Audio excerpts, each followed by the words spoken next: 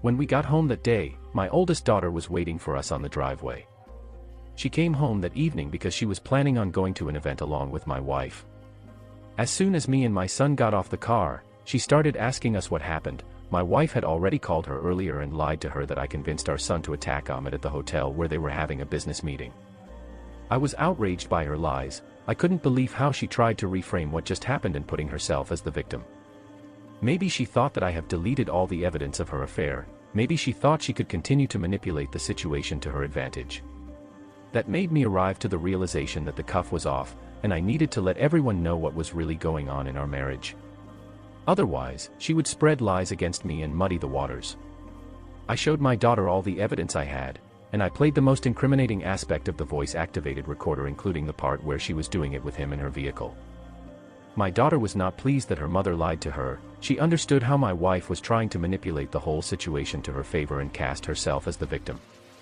When my wife called her back, my daughter asks her where she was, and she said she went to the hospital with Ahmed.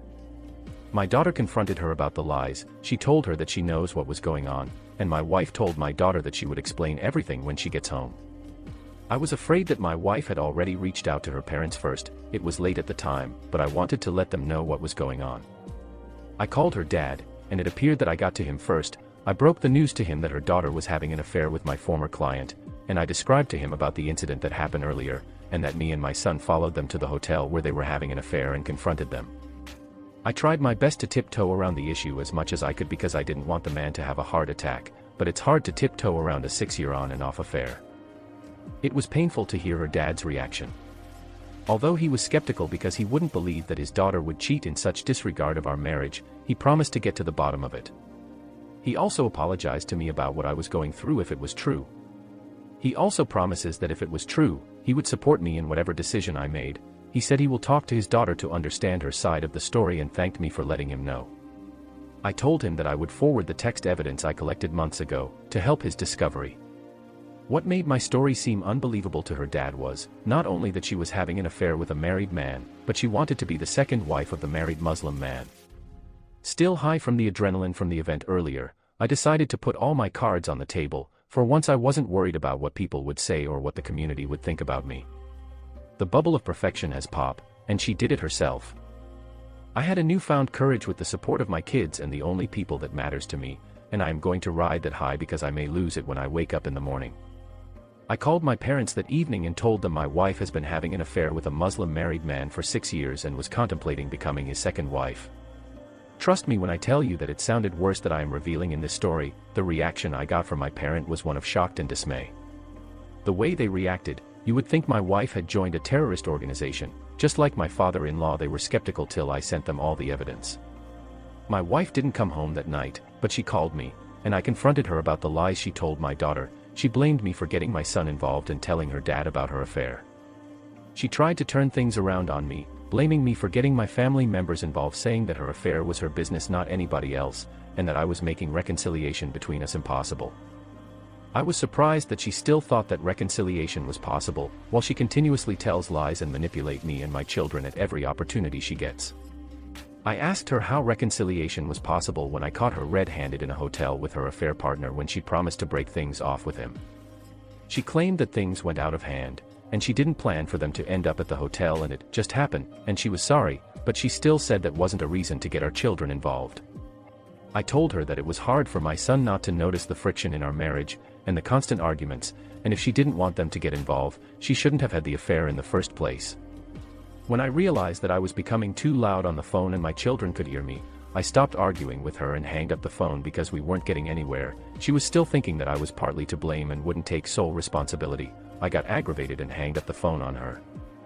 I couldn't go to sleep that evening, so I went in the living room to watch TV and drink. The following morning, I woke up to a knock on the front door. I didn't know who it was. I got up and looked through the peephole and was surprised to see 2 police officers at my front door. I opened the door and introduced myself to them, and they told me that my son was under arrest for the assault that happened at the hotel. I told the police officers that it wouldn't be necessary to put him in handcuff and that we would follow them to the station, and they said that it was standard procedure. They said that it was necessary for their protection. The policemen seemed polite and professional. I told my son to go with them and I will be coming to the station with my lawyer. They asked me what happened, but I wasn't willing to reveal some of the details as not to incriminate me and my son. I called my son, and they placed him in handcuff and into the police cruiser. That moment I felt like I have failed him and regretted getting him involved in this. My daughters experienced my son's arrest as well, and it was an overwhelming experience as I knew we were in legal trouble. Before calling my lawyer, I called my wife and she was shocked that my son was under arrest. She became hysterical, saying that she had to take Ahmed to the clinic for some minor bruises and she went to stay with her friend. I asked her whether Ahmed was pressing charges and she said she wasn't sure. She said she was going to get in touch with him to find out. After a few minutes I called her back and she told me that Ahmed was indeed pressing charges on my son and she was trying to convince him to drop the charges. Obviously she wasn't successful because she was still upset. She started going on about how she is hiding secrets for him. I asked her what she was talking about, and she kept promising me that he would drop the charges because she got some dirt on him. I told her that if a man you have been sleeping with for 6 years wouldn't do this favor, that show how much he values her. Curiously, I asked her what dirt she had on him, and she told me that he was funneling money that was meant for the charity organization to private use. More than 3 years ago when they had a falling out, was because she came to the realization that he had been using funds from the charity organization to fund his private life, and unbeknownst to my wife, she helped him raise some funds and she temporarily separated from him after she found out that he was stealing the funds for personal use. I asked my wife if she had proof of it, and she told me that she had documentations to prove it, and she told me where she stored the documents in our closet. She told me that she wanted to expose him to the authorities back then, but she realized that she may incriminate herself, so she chose to separate from him. Back then I didn't question my wife about the fallout, but now that my wife told me this, I knew what Ahmed has done was a serious crime in the United States, and he may be charged with money laundering and conspiracy charges. He defrauded hundreds of thousands of donors, capitalizing on their interest in funding schools and clean water project to raise thousands of dollars, under the false pretense that all of that money would be spent on the charity projects. I knew my wife would also be charged as an accomplice if this reaches the authorities. I don't know how much exposure I was in because I am married to her. Realizing how much legal trouble we were in, I told my wife to try to convince Ahmed to drop the charges against my son.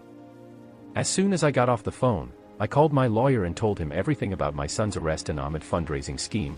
He told me to gather all the evidence that I can find, and that my wife was revealing all this because she feels vulnerable and that I should get all the evidence before she stops talking and take everything underground again.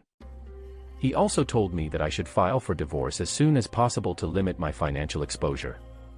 The first priority is to get my son out of jail, get a divorce from my wife. Then talk to the district attorney because I may be charged with a crime if I knew about it and not expose him, if it was discovered that he was still carrying on his charity scheme and using my wife to swindle money from unsuspecting people through her charity events.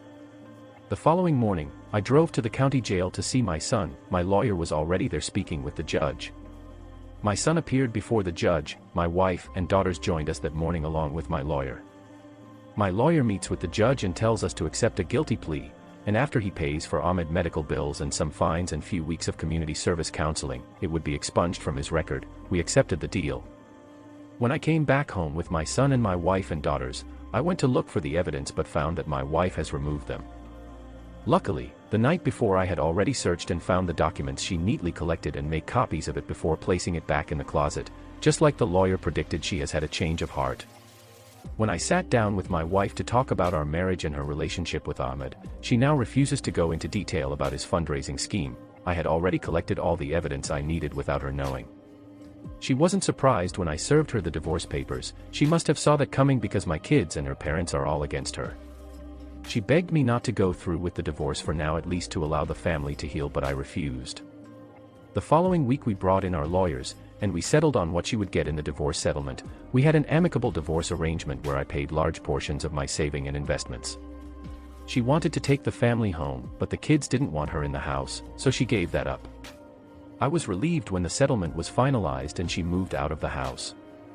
Few weeks later, I have an appointment with another lawyer that looked into the Ahmed fundraising scheme, and he said that my now ex-wife would be implicated if I exposed them to the district attorney. However, we could get her to make a deal with the district attorney. In return she would testify against Ahmed, and it is up to me to either wait till after the divorce is finalized or report it to the district attorney as soon as possible. It's been 3 months since I filed for divorce, and I can say that I am getting stronger physically and mentally. I am closer to my children and my business is doing great. My ex-wife lives a few blocks away from our family home and she has been trying to reach out to me, but I don't pick up her calls. Her relationship with our children and her parents is non-existent and she still blames me for it. The lawyer said that I can turn the incriminating documents over to the district attorney before the judge signs the final divorce decree. I am going to give him the go-ahead next week without informing my ex-wife. As for Ahmed's wife, I finally tracked her down and told her what her husband was up to, and to my surprise all she said was, "Thank you for the information," and shut the door in my face. I guess when you are one of many wives, it wouldn't really matter if your husband was having